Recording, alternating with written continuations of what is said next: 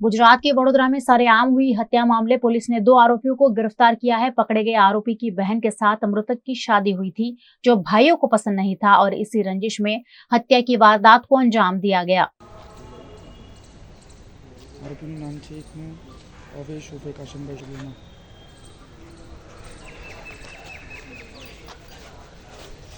અને આ ગુનાના નાસ્તા પડતા આરોપીઓનો અમે રાતથી જ અમે એનું સર્વેલન્સ રાખી અને પીછો કરેલો, તો તેઓ દેવગઢ બારિયા બાજુ ગયેલાની અમને હકીકત જાણવા મળેલી, તો અમારી ટીમ તરત પાછળ દેવગઢ બારિયા ગયેલી અને ત્યાંથી આ 4 આરોપીઓ પૈકી ઉવેશ કાસમભાઈ શેખ અને રિયાઝ આ બંનેની ધરપકડ કરેલી છે અને તેઓ જે મોટરસાઇકલ ઉપર ગયેલા એ મોટરસાઇકલ પણ અમને ત્યાંથી મળી આવેલ છે।